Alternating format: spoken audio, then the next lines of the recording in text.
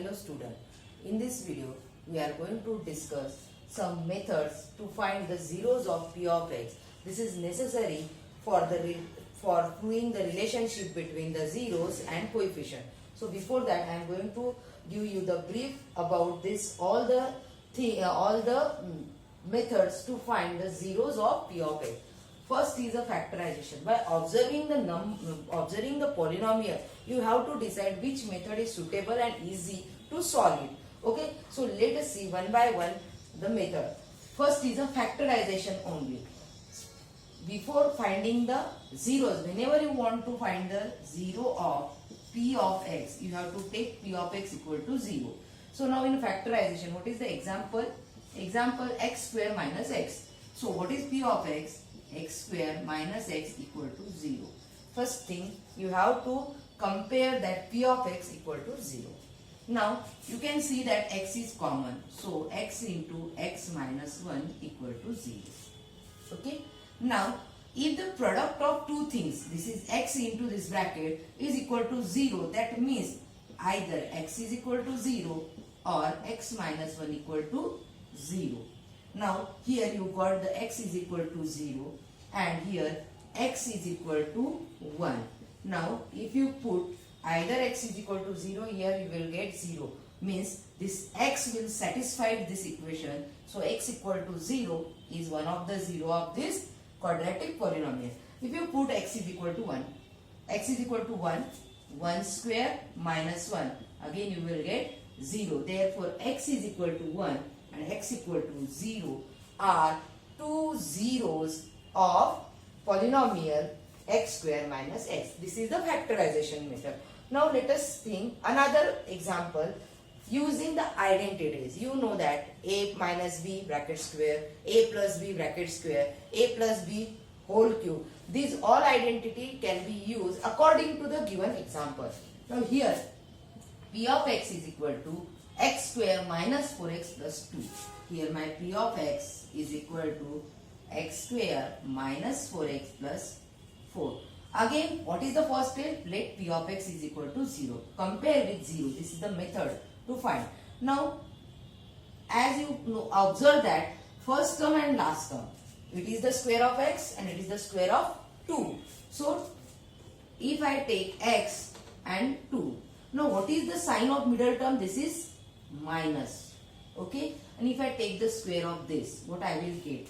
Just you have to try it. If a square x square minus 2 into x 2x and double of it, that is 2 into x twice ab plus b square. Okay, means x square 2 into x, that is 4x. So if you observe that this p of x is nothing but x minus 2 bracket square. Okay, so x minus 2 bracket square is equal to 0. As the square of any term is equal to 0, that means that number can be compared with the 0. So what you get? X minus 2, sorry, x equal to 2. X equal to 2 is the 0 of this quadratic polynomial. Okay, or either, but these are the two zeros because x minus 2, it can be written like this also, x minus 2 into x minus 2 equal to 0. So one time you will get x is equal to 2, another time is equal to, you got the x is equal to 2. So x is equal to 2 or 2. There are two zeros to the quadratic polynomial. Let us see another, that is splitting the middle term. Generally we are using this splitting the middle term. Now we take example p of x is equal to x square minus 5x plus 4. Now you can observe this, here 1 and here is 1 coefficient and here is 4. Multiply this coefficient, whatever the coefficient here is 1 into 4, that is 4. And then split that number according to your middle term. Now here 5 is there. Okay, and this is plus 4. Now if I take 4 and 1 as a factors, so I will get 4 into 1 4, and if I add 4 plus 1 I will get the 5, but my middle term is negative, so both the term will be negative. If you do the product of minus 4 into minus 1, you will get plus 4, and if you add these two terms, you will get the minus 5. So x square minus 4x minus x plus 4. Okay, I just write down this minus 5x like this. Now take the x from this, therefore x minus 4. Now take minus 1 because I want this bracket as a common, so it is x minus 4.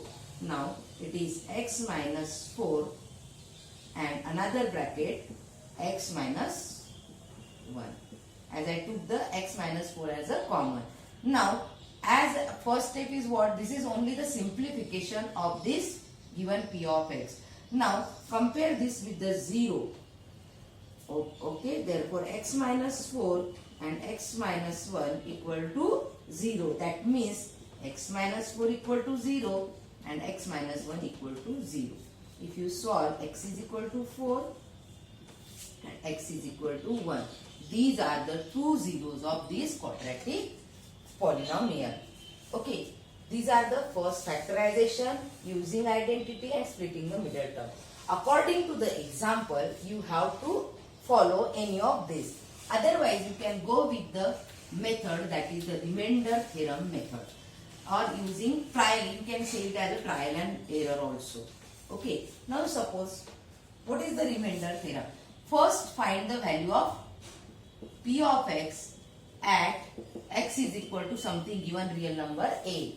If your p of a is equal to 0, that means a is 0 of p of x. This is nothing but the remainder theorem. So take it this, as you observe this x square minus x minus 2. It is not the square number, so either splitting the middle term is possible. Otherwise, you can go with this. Now, it is the p of x. I will try p of 0, p of 1, p of 2, or p of minus 1. First try 0, 1 and minus 1. Otherwise, try 2 and minus 2. Now, let us see. What is p of 0? If I take p of 0, 0 minus 2 not equal to 0. So, my 0 is not the zeros. Okay, number 0 is not a 0. Okay. Now, p of 1 I will try. P of 1 means put the 1. 1 square minus 1 minus 2. It is 3 minus 1. Sorry. 1 minus 3 is equal to minus 2, not equal to 0. Means again 1 is not my 0. So, p of is equal to minus 1 I will try. Minus 1 square minus of minus 1 plus, sorry, minus 2. Now, minus 1 square 1 minus of minus plus 1 minus 2. So 2 minus 2 equal to 0. Whenever I got the p of minus 1 equal to 0, this implies that minus 1 is root, or you can say the 0 of p of x. Whenever you get the value of polynomial equal to 0, for that number that number is a 0 of p of x. Like this, you can find the zeros of given polynomial. We will see the relationship between zeros and the coefficient of polynomial by using this. Let us see the relationship between zeros and coefficient. Is there any relationship between the zeros of polynomial and coefficient? Okay, coefficient of it. Just take the linear polynomial example. This is the linear polynomial standard form is equal to 0. If I take, then I will get x is equal to minus b by a. We got the x is equal to minus b by a is the 0 of this polynomial. Now if you observe this is minus b is what? It is the constant term. If you observe, minus b is what? Constant term. And what is a? A is the coefficient of x, and this is the minus sign. Means what is the relation between the 0? 0 is nothing but the minus of constant term upon the coefficient of x in the linear polynomial. Now what about the quadratic polynomial? Now ax square plus bx plus c is the standard quadratic polynomial. Is the quadratic polynomial. Okay, quadratic polynomial. Now let us, before discussing that, we just take any example and we will try to find out is there is a relationship. So let us the example 6x square minus 13x plus 8. Sorry, plus 6. Now I can take the 6x square. First find out the zeros. 13x can be written as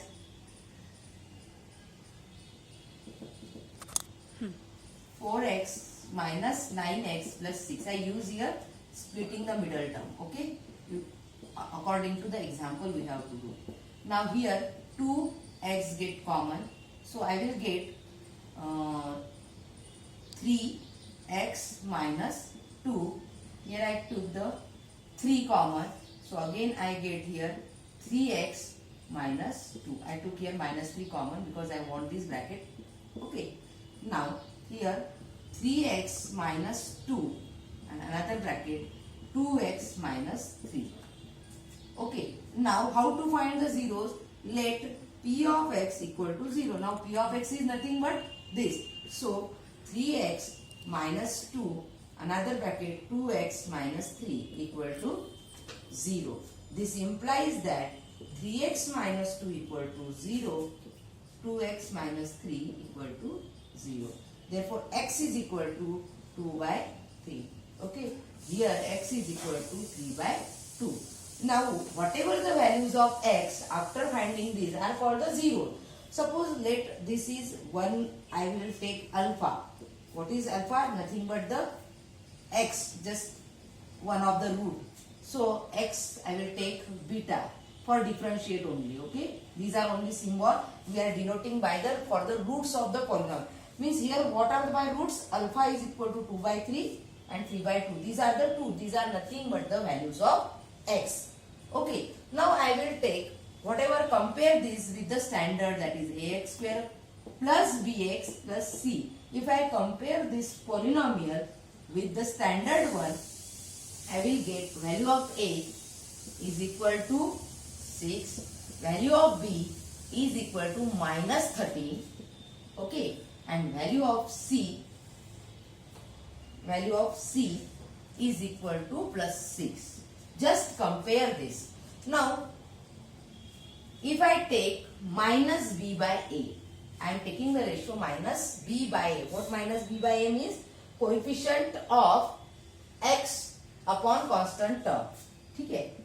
Now what is b by a according to this? Minus of minus, put the value of b only. What is a? A is 6. I got here 13 upon 6. Okay, and c by a, I am taking c by a. Just we are observing what is c by a. If I take c by a is 6 upon 6 is equal to 1. Okay, now I just do the sum of two roots. Sum of two roots, alpha plus beta, that is 2 by 3 plus 3 by 2. After solving, what I get? Upon 3 2s are, this is the plus sign, okay? 2 by 3, 3 by 2. I am taking the sum of the roots. Now 2 into 3, 6. 2 2s are 4 plus 9. I am getting 13 upon 6. I am taking now product of the roots. Product of the roots means 2 by 3 into 3 by 2. Now 6 by 6. I am getting 1. Now if you can observe that minus b by a is 13 upon 6 and my sum of the roots is 13 upon 6. Product of roots alpha into beta is 1 and c by a is 1. Means by referring any at random example, what I got, the sum of the root is nothing but minus of b by a and product of root is nothing but c by a, and b is a, c are the coefficient of x square, x and c. So this is the relation between the coefficient as zeros. Means what I can write, alpha plus beta is equal to minus b by a. In word, how I can write? Sum of roots or zeros, you can write sum of zeros is equal to minus of coefficient of x upon upon coefficient of x upon coefficient of x square. Okay, and now alpha into beta means product of zeros is equal to what? C by A. What is C by A? C is the constant upon coefficient of x square.